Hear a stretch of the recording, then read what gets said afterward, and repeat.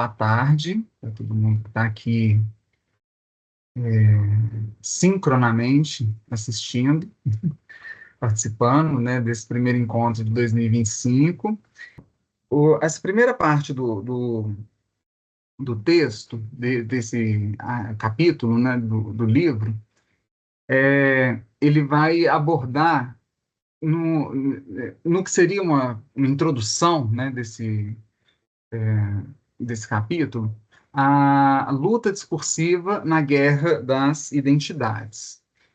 Então, ele vai retomar a ideia principal do termo queer com, com a ideia de resistência, a ideia de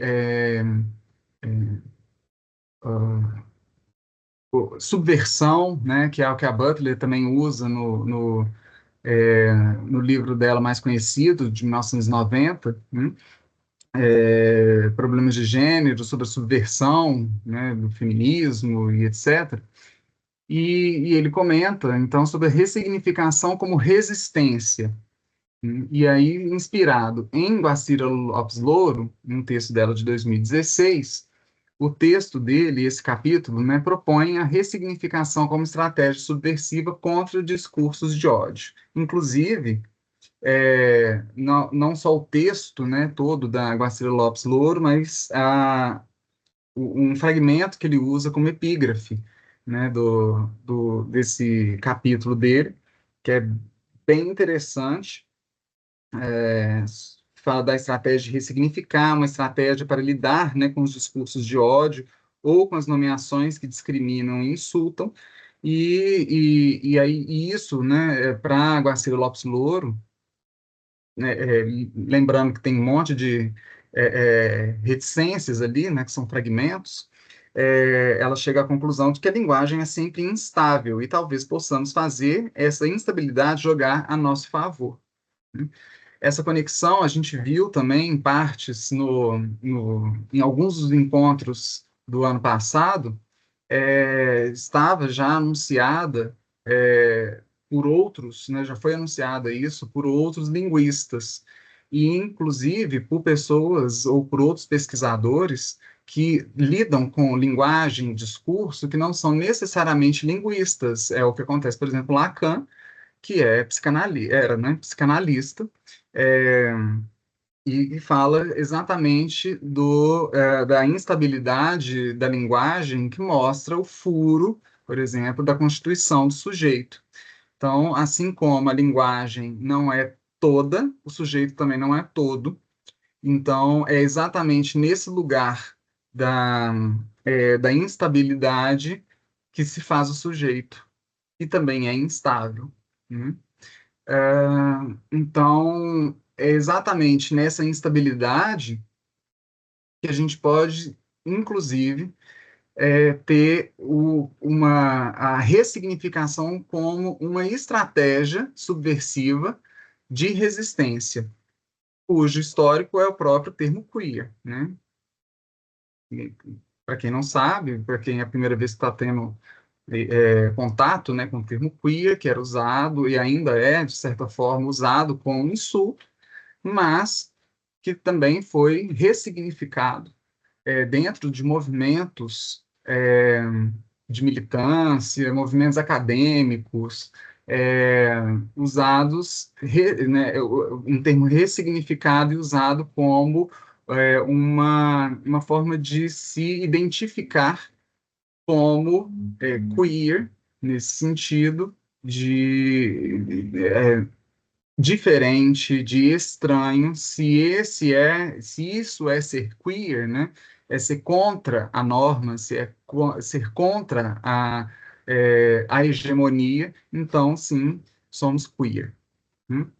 Então é uma estratégia subversiva contra o que seria, de certa forma, um discurso de ódio, né? Então, o Smart continua falando sobre diálogo e fechamento discursivo e destaca a dificuldade de diálogos com grupos que possuem verdades prontas, né, e não escutam discursos dissidentes. Dentro da própria linguística, a gente percebe isso, né? Dentro da literatura, também existe isso de certa forma, embora dependa bastante de quem a gente está querendo ouvir, né? Isso é literatura, né? Isso sim vale a pena ler ou vale a pena estudar. Na linguística, a mesma coisa. Ah, isso daqui, ou na análise do discurso, enfim, né? Isso é um corpus que vale a pena. O que importa, né? Importa estudar, que importa constituir corpus, né? De, de pesquisa e etc. Então, esses que possuem essas verdades prontas, né?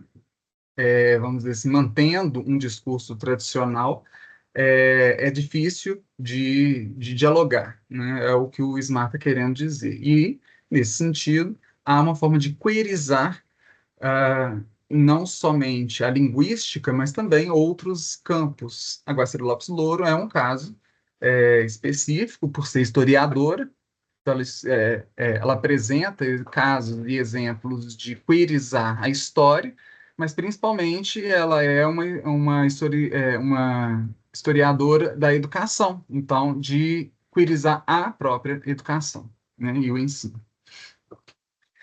Uma crítica também que ele apresenta ao essencialismo biológico, e questiona, então, noções de gênero e sexualidade baseadas em determinismos biológicos e ontológicos.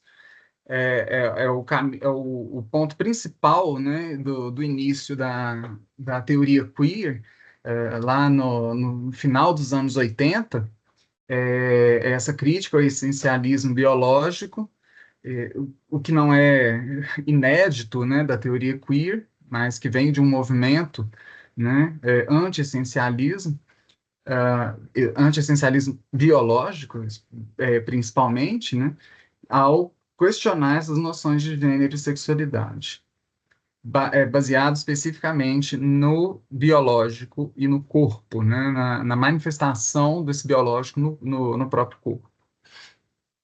E aí, então, ele destaca uma outra questão da sexopolítica, né, e regulação dos corpos, e discute a regulação normativa, então, dos corpos e das sexualidades pela sociedade cis heteronormativa, com base em Preciado, né, num texto que a gente não leu ainda no grupo, mas que é bem interessante e não é tão longo, que é o Multidões Queer, né, que foi traduzido também, saiu naquele livro da Buarque de Holanda, né, os conceitos fundamentais do pensamento feminista hoje, os conceitos feministas, que é esse texto do Preciado, e Butler, 2010, se não me falha a memória, é o Problemas de Gênero, né, que é o clássico da Butler.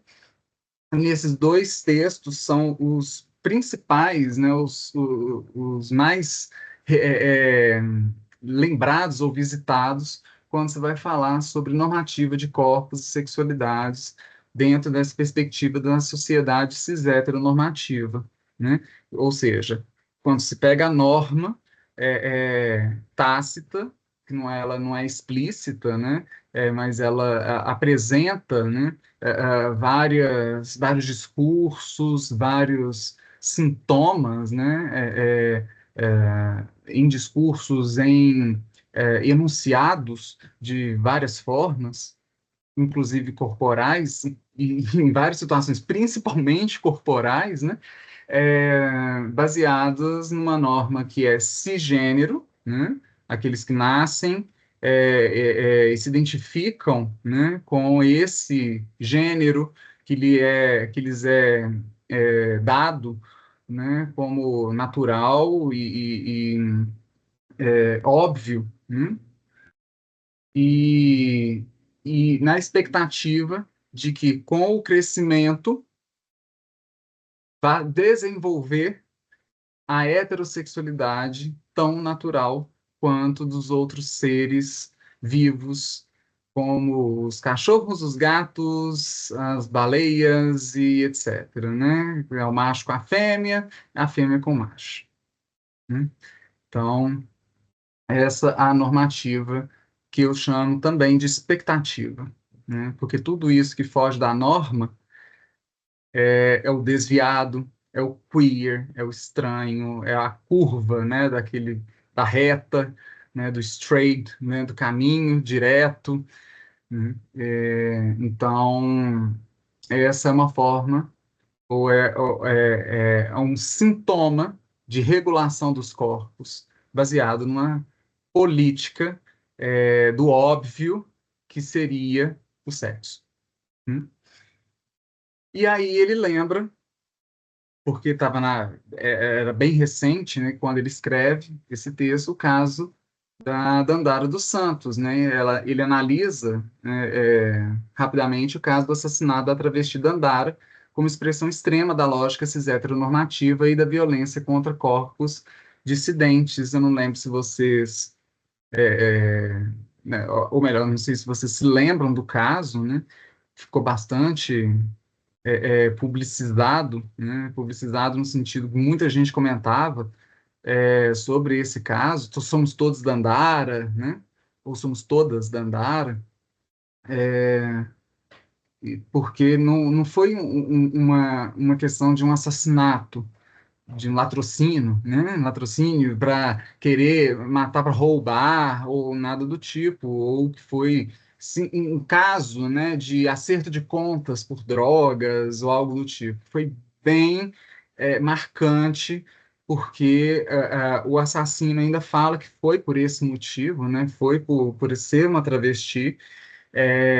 E outras pessoas ainda falam que, né, repetem que ele diz, né, sobre a vítima, né, ou por usar calcinha, enfim, né, ser um homem com calcinha, e acaba aí com isso, com a masculinidade, né. Então essa análise o, o Ismar faz é nesse sentido de mostrar essa tanto a crítica, né, ao essencialismo biológico, como esse discurso, né, de uma sociedade cis-heteronormativa leva a uma regulação dos corpos e a uma questão sexo, né, sexo política, que até certo ponto ela é naturalizada e em vários momentos históricos foi justificada como possível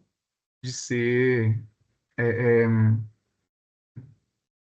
ou melhor, esses atos foram justificáveis é, a partir desse lugar, né? Bom, esse é o normal, né? O que eu fiz não foi nada mais do que garantir a reprodução de algo que está na Bíblia, que é que está na natureza, né? E etc, e etc.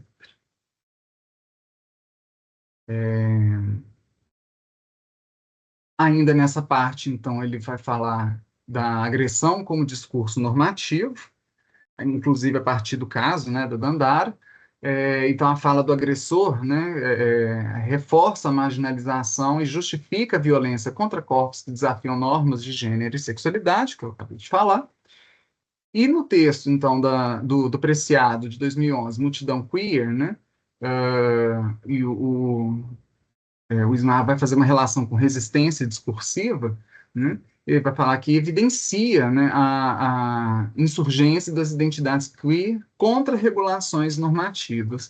Então, quando você fala de multidão queer, acho que aparecem várias questões ali envolvidas, de que, embora todos sejamos queer, não somos todos iguais, mas somos todos diferentes. E é exatamente isso que nos torna todos iguais, porque somos todos diferentes, né? Então, essa multidão dá a ideia de que não somos poucos, não somos minorias, né, nesse sentido, e por ser uma multidão também, não somos todos iguais, né? Eu acho que é bastante interessante e há algo em comum, de certa forma, que é ser contra regulações normativas. Né? É, bom, e aí como entra então a linguística queer nesse contexto? Né? Ela entra como uma estratégia subversiva, né? E então propõe a linguística queer como um campo de ressignificação que desafia compreensões biologizantes da linguagem e identidade. Para mim, o exemplo clássico disso era acho que foi em 2008, 2007, 2008, deixa eu lembrar aqui direitinho, 2009. Eu acabei o mestrado em 2010, acho que foi lá para 2010 mesmo. Houve um caso de um assassinato também de uma travesti em Belo Horizonte, e, e eu fiquei assim, impressionado como já estava naquele movimento de falar a travesti, a travesti, a travesti, e os jornais todos em Belo Horizonte que falaram do assassinato, falaram o travesti, o travesti, o travesti.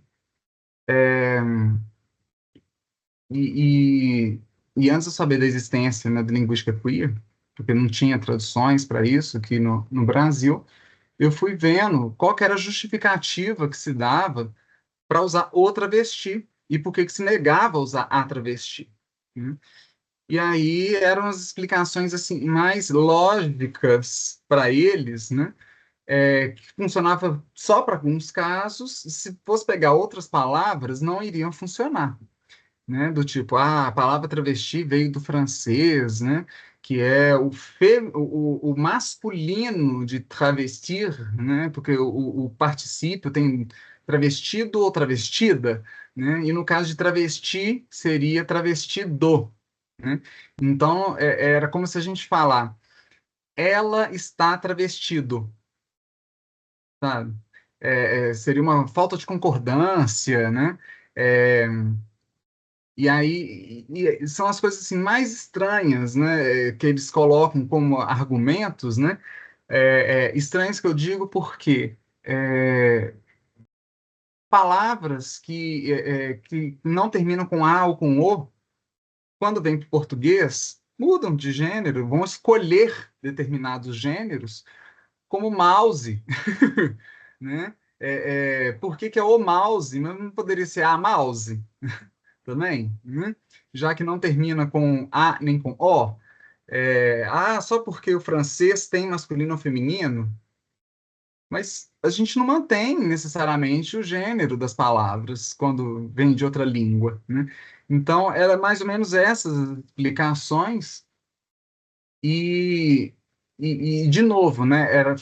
As explicações também eram assim, é um homem travestido de mulher, porque se fosse uma mulher, né, vestida de homem, seria, aí sim se poderia ser a travesti. Aí eu falei assim, gente, mas não teria que ser uma outra palavra, já que travesti não é o masculino, né, o particípio, né, no francês? Ou seja, as explicações são fracas, né? São fracas porque a linguagem como a própria Louro fala, a língua é instável, é sempre instável. Né? E os sujeitos, ao se constituírem pela linguagem, pela língua, também são instáveis. Né? Não tem como ele ser tudo, não tem como ele ser 100%, entre aspas, correto, né? Direto, né? Referenciar-se a tudo é impossível. Né?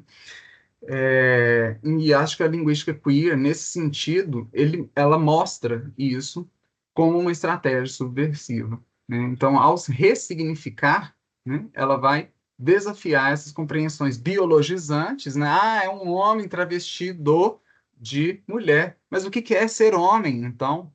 É isso, a biologia já está dizendo, os estudos da genética já estão dizendo. Não, calma aí. Vamos voltar lá no livro da Butler, de 90, o estudo, né, sobre um caso de homens XX, mulheres XY, né, que a própria biologia vai dizer que XX é mulher. Como assim que está falando que são homens XX? Como está falando que são mulheres XY?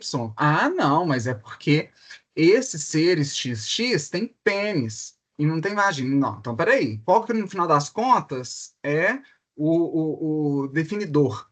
É o código genético ou é o órgão que aparece ali? Qual que é a última palavra? Aí o órgão? Tá, ok. Mas esse órgão funciona do jeito que vocês falam que servem para? Eles se reproduzem? Não, não reproduzem. Ah, então, olha que coisa estranha.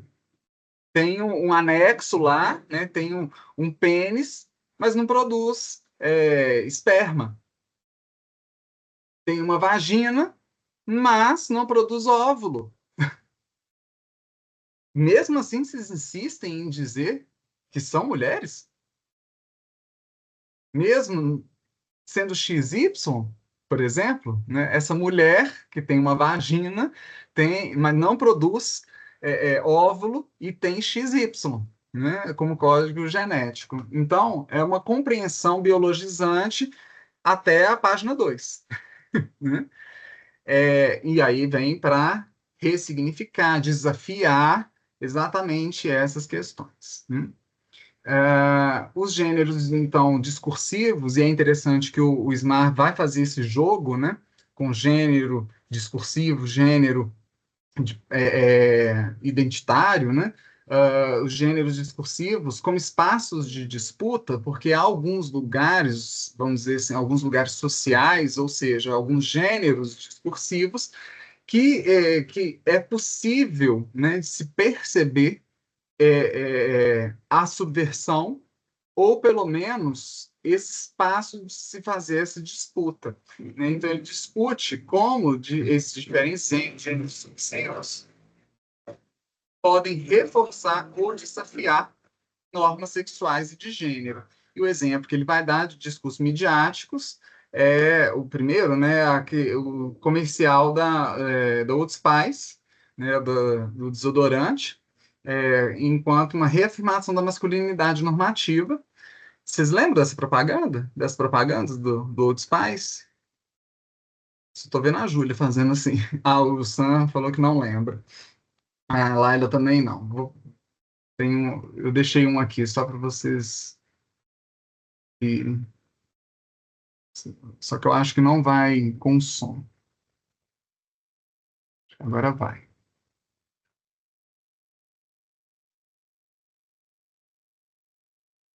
Quer me mandar o link e o projeto, Daniel? Não, tá, dá aqui sim. Agora eu já.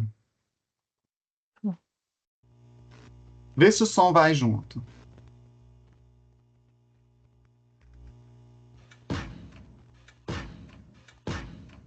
Tá indo? Tá.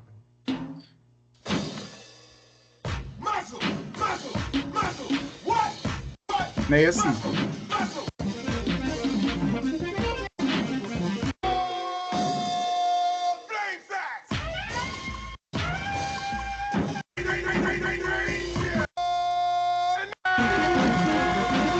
É o próximo.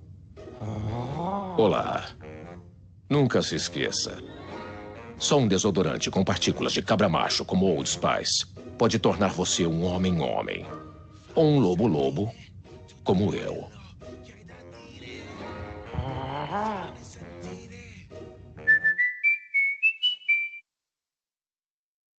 Essa é uma, né, das propagandas. Tinham várias. Aqui tem 7 minutos de propagandas do Old Spice. Talvez as primeiras ficaram mais conhecidas, né? Desodorante Old Spice não consegue combater o mau cheiro por 48 horas. Quê? É claro que consegue. O desodorante Old Spice é muito poderoso. Poder! Desodorante Old Spice ajuda a bloquear o mau cheiro. Bloqueia, bloqueia, bloqueia, bloqueia, bloqueia. Bloqueia, bloqueia, bloqueia, bloqueia, bloqueia, bloqueia. Bloqueia por 48 horas. Poder! Eram vários. Eram vários propagandas. Lembraram agora da propaganda? Não, graças a Deus eu nunca vi isso. Até agora, até esse exato momento. Lembrou nesse exato momento. Só que ao mesmo tempo era engraçado, né? Que você fica assim, ah, gente, é ridículo, né? E eles faziam de forma ridícula mesmo, né? Exatamente, é engraçado de tão ridículo. É, engraçado de tão ridículo, exatamente. E eu não vou nem ampliar ainda não.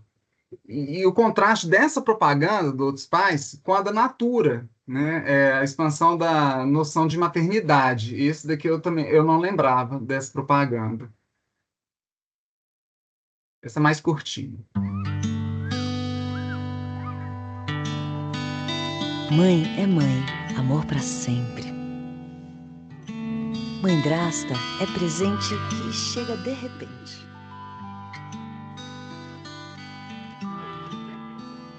Bisamãe é mãe com 3 gerações de histórias para contar. Irmãe é quem já sabe cuidar, mas ainda gosta de brincar. Multimãe é uma só, com multicolos. Mãe e mãe são 2 colos de mãe, numa família só. Os formatos mudam, o amor não. Toda relação é um presente. Natura.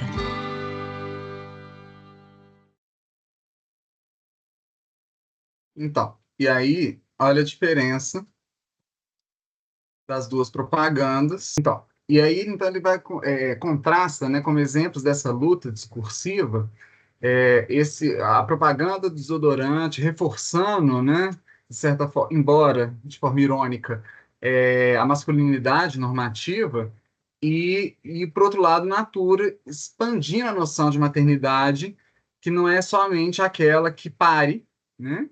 A mulher, a mãe é aquela que pare, né? E o exemplo clássico ali, talvez, né, seja o do mãe-mãe, que são famílias com 2 mães, né? Mãe-colo, né, vamos dizer assim. Bom, e aí em seguida começa o texto de fato. Agora eu vou deslanchar um pouco mais, né? É, em que Ok, isso é o que eu encontrei na internet sobre. E aí, em seguida, começa o texto de fato. Agora eu vou deslanchar um pouco mais, né? cala a boca, doida. É, então, nessa partezinha aí, né, linguística queer ressignificando os estudos linguísticos. O Ismar vai falar, então, da linguística queer como postura, né? Então, define-se como uma abordagem teórico-metodológica subversiva e cínica. Vai passar em seguida a falar sobre o estranhamento queer, né, enquanto uma desconstrução e problematização dos estudos linguísticos tradicionais. Crítica à normalização, como faz isso? Questionando regras eurocêntricas e heteronormativas na linguagem, né? Sempre falando mais da teoria do que dando exemplos. E deixa eu voltar aqui para o texto.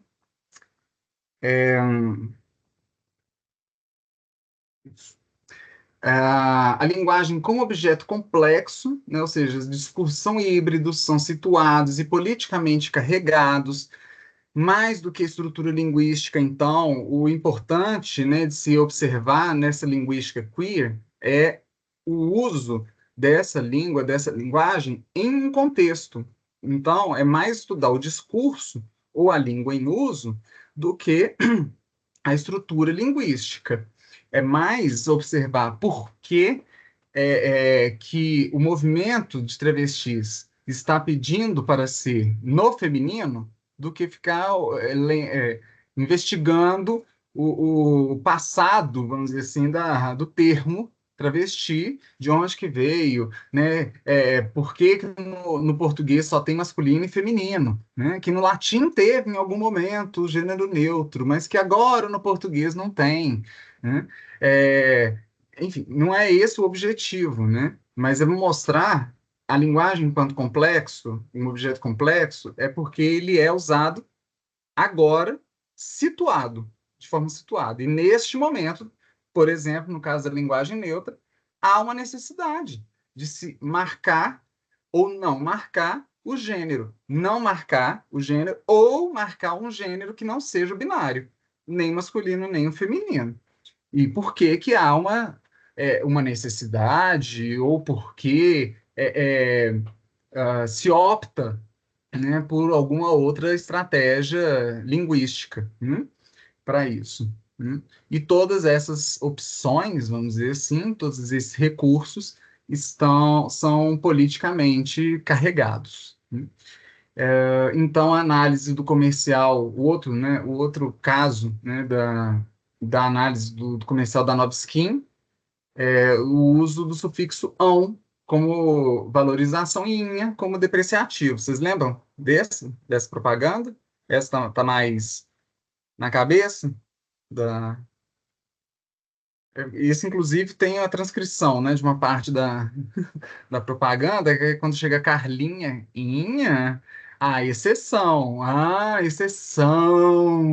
né? Então, essa é a ideia mesmo. Mais do que falar, né? Mais do que ir lá na gramática e falar, não, é aumentativo, ou inha, inho é diminutivo, né? Não é só uma questão de tamanho, ou de valorizar, ou de depreciar. Nesse caso aqui da propaganda, a gente tem também uma relação masculino e feminino, né? A Carlinha, ok. Carlão, será que daria? Né? Carlona, será que funcionaria? Carlona, do tipo, ele namora com a Carlona. Fica parecendo assim, não sei, né? O que que a Carlona vai fazer com ele? Não é ele que vai fazer alguma coisa com a Carlona, né? Enfim, né? Uma mulher muito grande é uma mulher cavala, né? Não é uma mulher égua, por exemplo, né? É cavalona, não é gona. Então a gente pega uma palavra que é basicamente masculina e transforma ela no feminino, porque a gente tem uma ideia de um masculino muito mais ativo, né? Maior e etc, né? Robusto. Então, a gente tem essa ideia ali. Embora, se a gente eu fui rever a propaganda, a mulher, ela é extremamente sarada e os homens básico, sabe? Hoje em dia a gente vai falar assim, franguinho, né? Não tem tanta graça. Ela, por outro lado, é aquela que parece que vai à academia, né? Bem regular, mulher cavala, vamos dizer assim, né? E eles são futebol no fim de semana, né? Então, mas ela é a Carlinha, porque ela é mulher. Então, tem uma outra coisa também que não foi aprofundado, né, no texto, mas que poderia ser feita essa outra relação também. Hoje em dia, talvez pudesse até ser feito, porque já tem uns anos isso, né?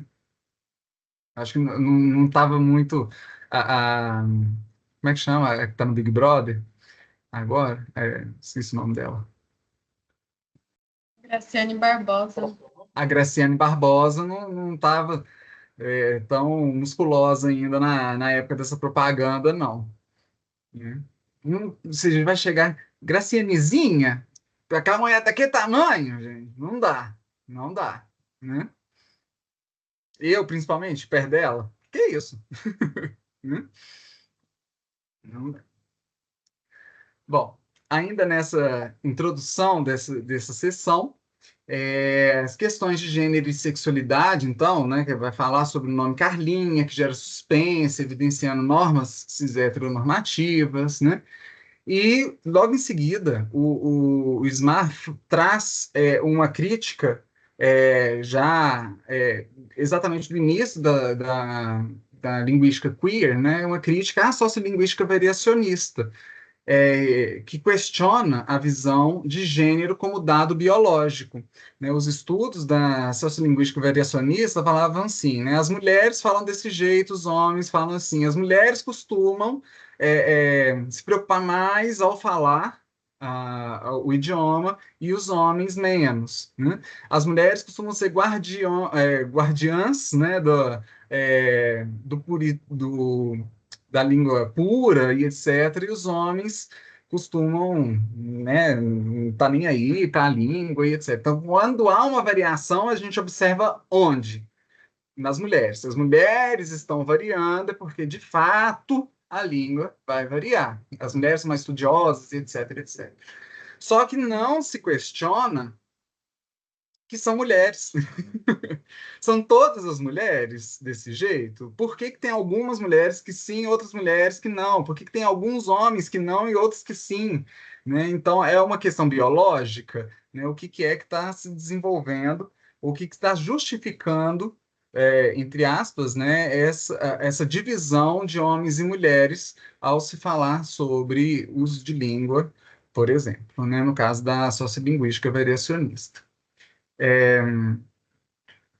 E aí, então, há uma proposta de uma sociolinguística sociocultural, né? Se observar mais isso, né? Que propõe uma interseção entre linguagem, gênero e sexualidade. Né? E aí, nessa interseção, observa-se a performatividade da língua. Quer dizer, a língua ela permite construir e negociar identidades de gênero e sexualidade. Mais do que a ideia de representação como uma descrição de algo dado, né? a, a, a, a representação ela é, ao mesmo tempo, construtora dessas identidades, dessa própria linguagem, dessa própria língua. Né? Então, ela constrói, ela se refere, mas ela se refere ao construir-se. Né? E nessa construção e autorreferência, entre aspas, né, há uma forma de negociação, né, dessas identidades. E é nesse momento de negociação que entra a possibilidade de subversão. Ao se perceber, ou ao mostrar que na repetição se negocia e se constrói, é possível, então, parar a repetição ou trazê-la para o ponto mais do consciente, né? E ali fazer alguma subversão. Né? E aí a gente tem uma diferença ou uma evolução no sentido de mudança mesmo, né, da linguística queer, que inicialmente era focada em sujeitos queer, ou seja, ao estudar a linguagem pela linguística queer, vamos pegar os sujeitos queer, vamos ver como falam os gays, como falam as travestis, como falam as transexuais, né? E aí muda esse foco único, né, e amplia para criticar as normas discursivas. Então, não necessariamente são só os sujeitos queer que são estudados, mas também aqueles que falam sobre os sujeitos queer ou sobre a sexualidade e o gênero de forma geral. Por exemplo, Trump falar que só tem 2 gêneros. Oi, Vitória, você abriu o microfone? Você ia falar alguma coisa? Não, não, é só porque... Tranquilo. Tudo bem. Gente, se eu estiver indo rápido demais, ou se quiserem comentar, podem abrir o microfone, tá? No item 1.1, então, estudos queer, questões de gênero e sexualidade, fundamentos linguísticos. O SMAR vai retomar a questão da origem da linguística queer, que surge em resposta ao contexto histórico de marginalização da multidão queer, especialmente no auge da crise da AIDS, tá? Ou seja, meados dos anos 90, isso é exatamente posterior à teoria queer, né? Embora a AIDS, né, tenha sido, entre aspas, descoberta, né, as primeiras mortes, né, tenham sido ainda na década de 80, né, no início da década de 80, mas os primeiros estudos, ou o nome dado, né, a AIDS, etc., já foi na década de 90. E aí o auge, então, foi exatamente nesse momento que aí se percebia que usava-se a AIDS, alguns termos, como insulto à categoria como um todo, né? Então, houve uma resistência e reapropriação. Então, os queers subvertem sentidos degradantes e ressignificam identidades antes consideradas abjetas. A literatura dessa época, a gente consegue perceber isso, consegue ver isso com muito mais clareza, né? E eu acho que com uma forma muito mais bonita, né? Usando o termo do Paulo Freire, com uma boniteza, né? Diferente dos textos jornalísticos. E também, junto com esse crescimento, com essa origem da linguística queer, com a resistência e reapropriação, a gente já percebe também uma perspectiva crítica, né? Porque, junto com isso, já se questionam as normas sociais excludentes e as inteligibilidades heteronormativas, de uma forma ainda, vamos dizer, muito rasa, né? Porque se confunde, né, de certa forma, com os estudos LGBT, que é diferente, né,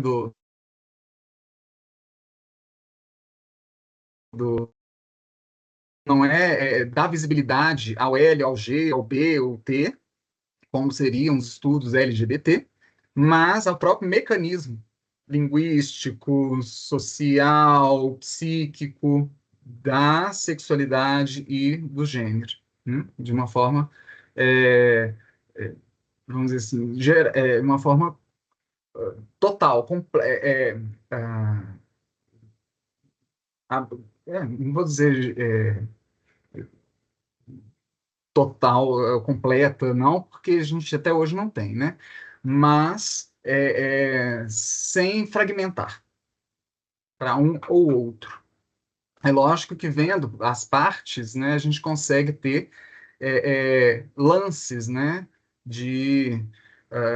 ou perspectivas de como funciona a coisa no macro, né? Mas não é esse o objetivo.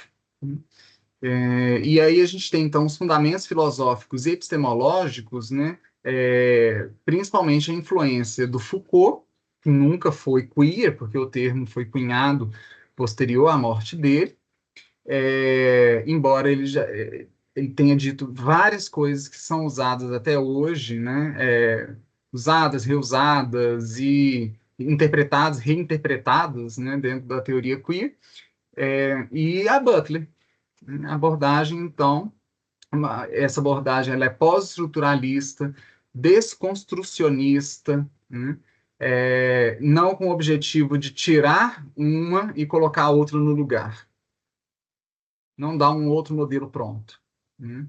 Mas perceber que essas construções são marcadamente históricas, sociais e etc. Né? E linguísticas. Então, vem a performatividade para exatamente marcar isso, né? A identidade de gênero e sexualidade são construções discursivas e não atributos essenciais. Né? Ao se falar sobre, né, ao se representar, se representa não algo dado de antemão, não é uma essência, e sim que se repete algo e a mantém. E essa construção é cíclica. Então, dizer é fazer. Então, a força do ato performativo, o sucesso de um enunciado depende da sua capacidade de interpelar, de convocar, de invocar, né? E reiterar sentidos dentro de uma cadeia discursiva. A partir do momento que a gente evita, né, ou mostra que ao se usar determinadas palavras, a gente está reiterando sentidos que prejudicam alguns ou elevam outros, a gente pode, enquanto professores, no nosso caso, né, alguns de nós, né, ensinar outras possibilidades, ou pelo menos até consciência de que aquilo ali está, de fato, repetindo algo que é negativo. E repetição leva-se às mesmas consequências, né? A não ser que a gente tenha consequências diferentes. E aí o Igor tá aí para dar exemplos, né? Ah, isso era permitido em tal época. Tá, mas na época não tinha tal consequência. Hoje a gente tem.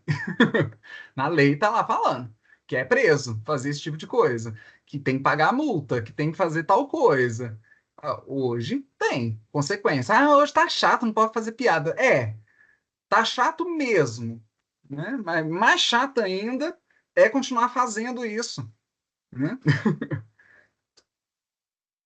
Porque agora que a gente pode falar, olha, isso aqui me incomodava. Hoje eu percebo que essas piadas me incomodavam.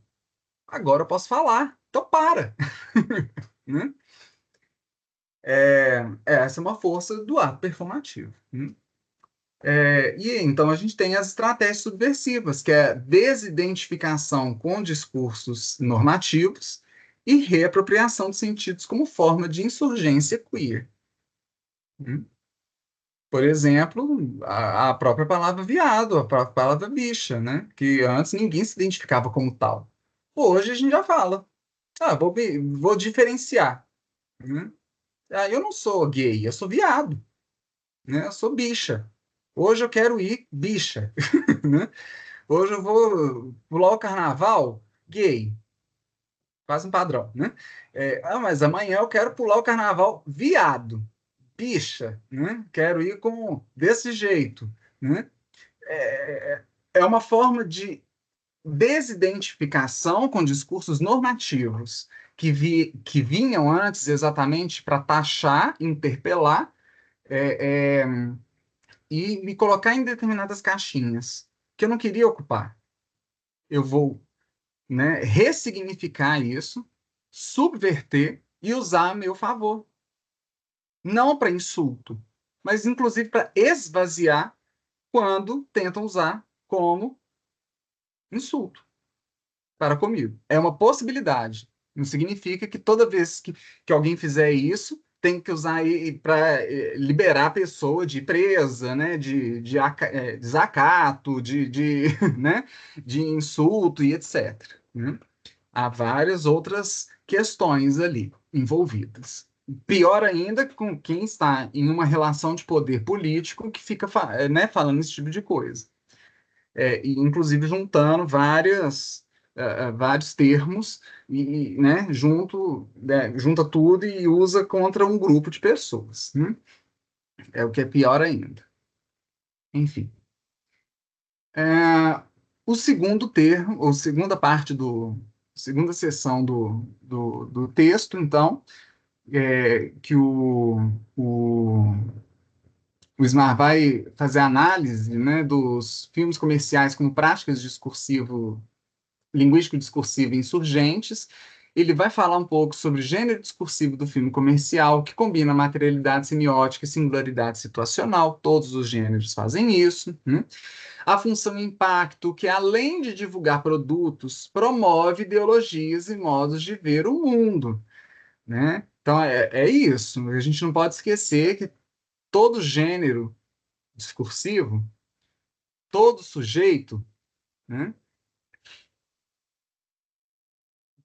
Todo sujeito que abre a boca, por exemplo, para falar alguma coisa, ele, ele parte, né, de um lugar socialmente aceito, mas também tem outros lugares que eles acumulam. Então, por exemplo, um filme comercial, ele divulga produtos, mas também promove ideologias. Um homem que ocupa um lugar, por exemplo, de presidente, ele fala determinadas coisas e é machista, mas ele também é presidente. E aí a gente não pode esquecer disso, né? Então, tem o peso, né? O peso não é só por ele ser homem, é por ele ocupar determinado lugar. Não é só por ser um filme comercial que está vendendo um produto, mas também tem uma ideologia ali que é promovida, né?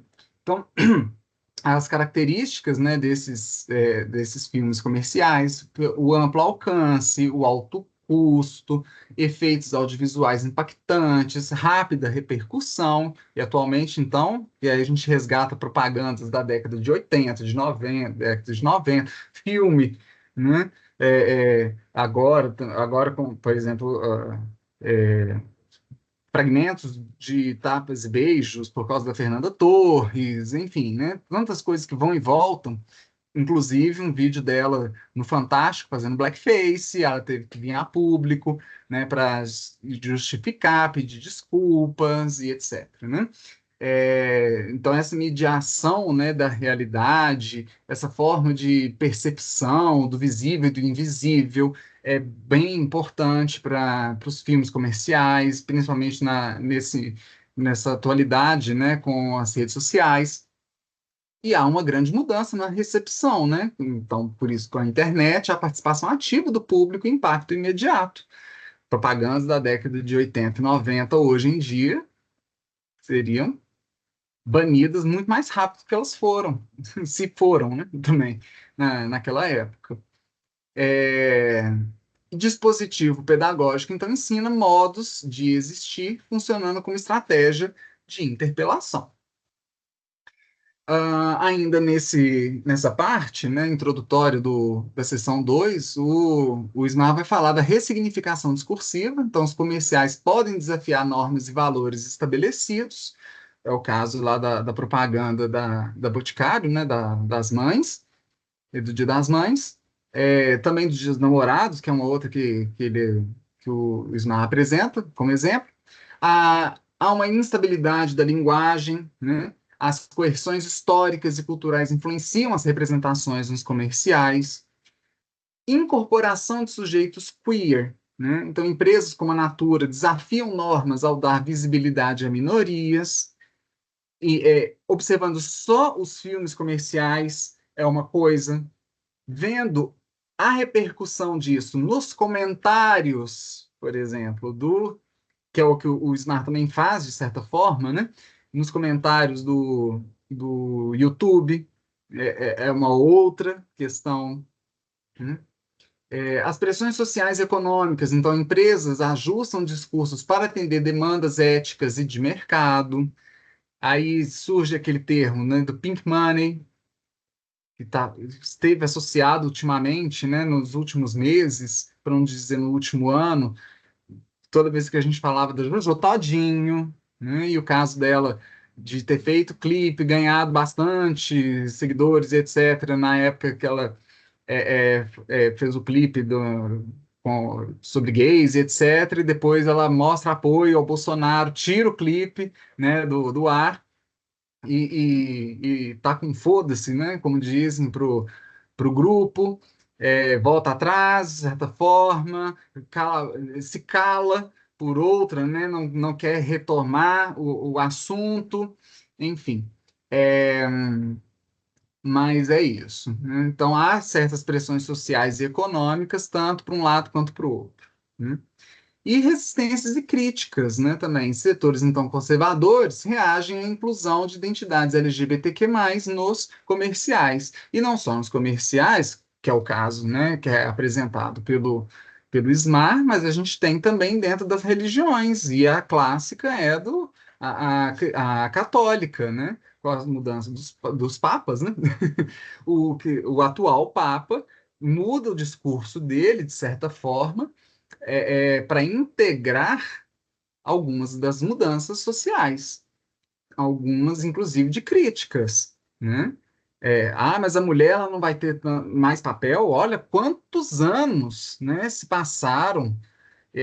Será que a mulher não pode ser uma madre, né, e fazer uma missa, não pode casar e etc., não pode ter um papel tão relevante na igreja?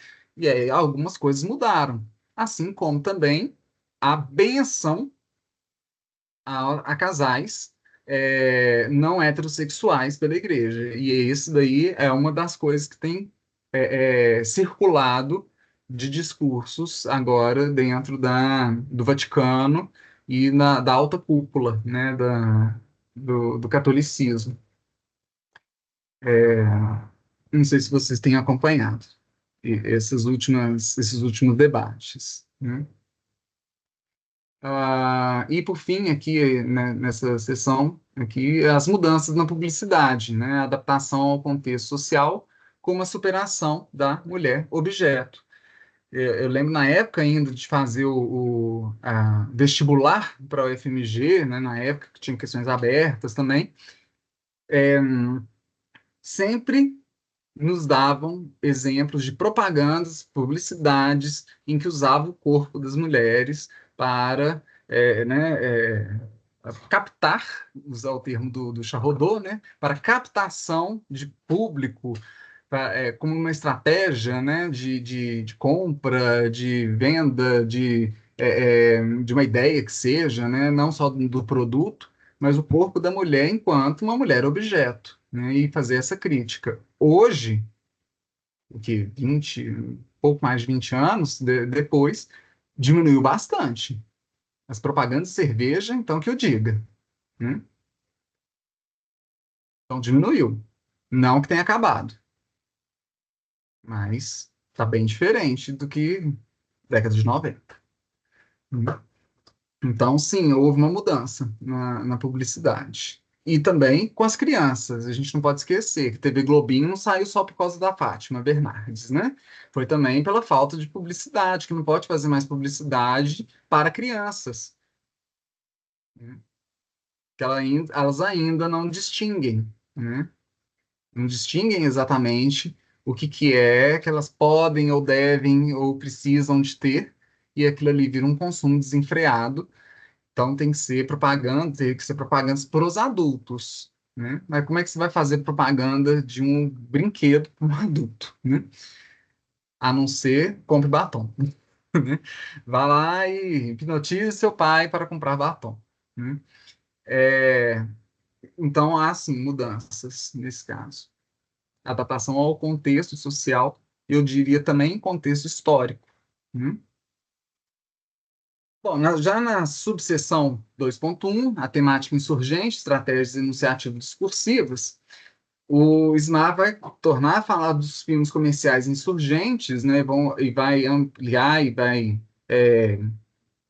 falar um pouco mais sobre isso também, que alguns comerciais ressignificam seu gênero discursivo ao transgredir não as características do próprio gênero, mas transgredir as normas éticas e valores da esfera comunicativa, né?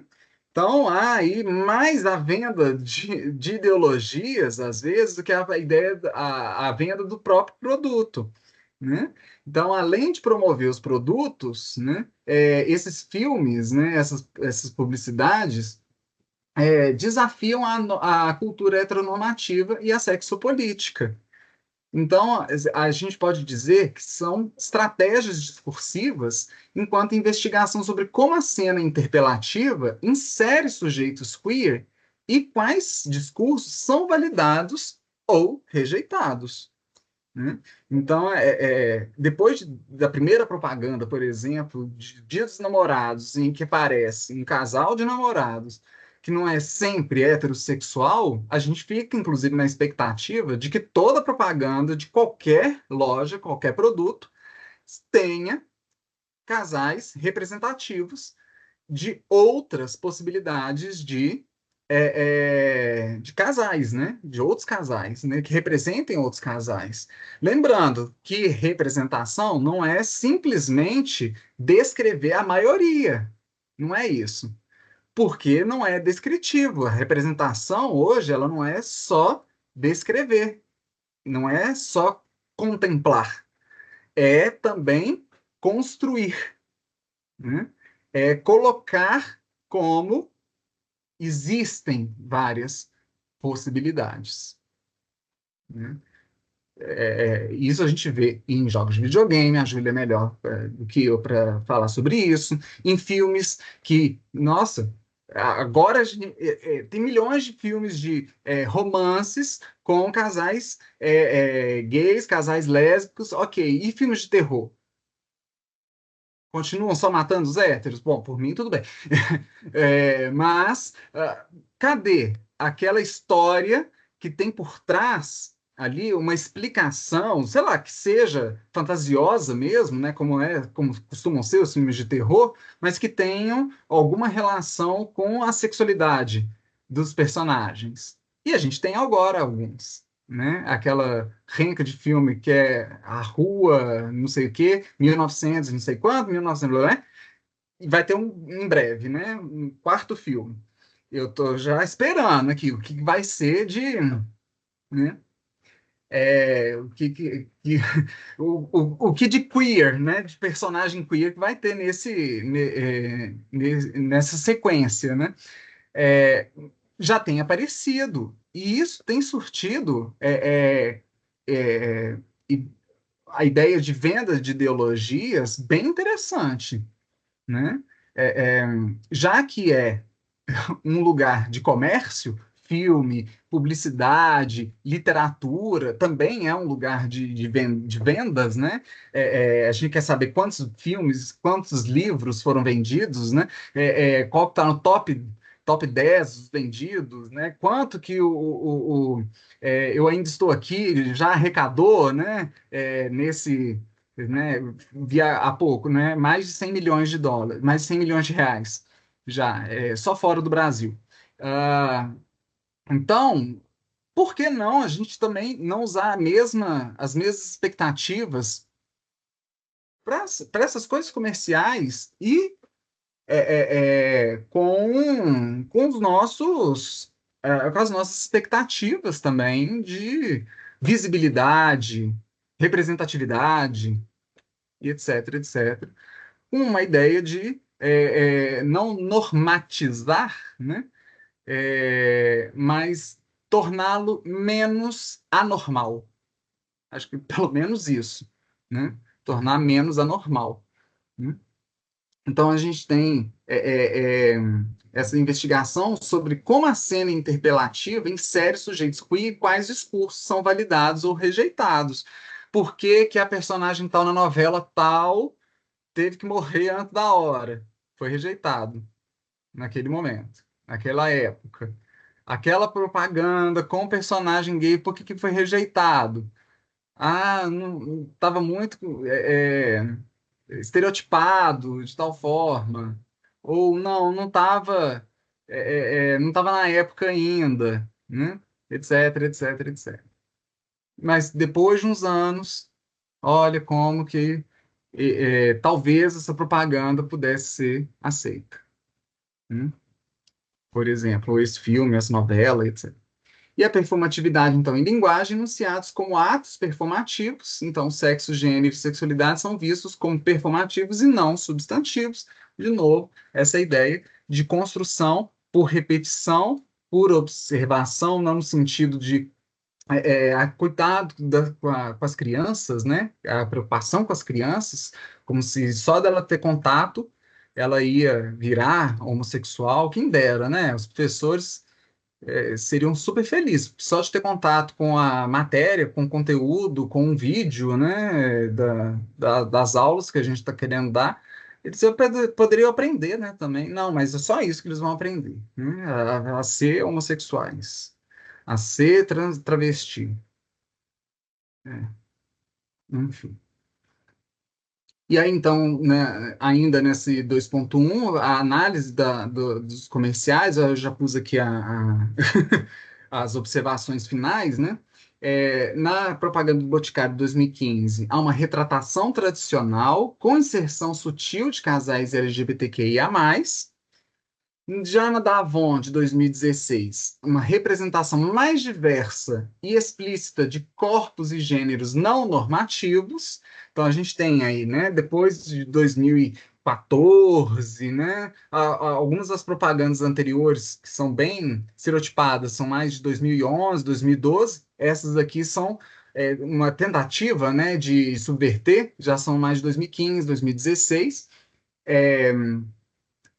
Então, aqui nesse caso da Avon, a gente tem vários corpos, né, e gêneros nessa propaganda que são não normativos, né? E na Natura de 2017, o uso de poema narrativo para desconstruir a masculinidade hegemônica, né? Bom, De toda forma, houve reações e polêmicas, né? Então, vários comentários de rejeição que evidenciaram, né, a resistência a essas representações e, ao mesmo tempo, destacavam disputas discursivas. E aí, se o Vicente estivesse aqui hoje, eu ia falar, tá aí o exemplo da pesquisa do Vicente sobre a linguagem neutra, né? E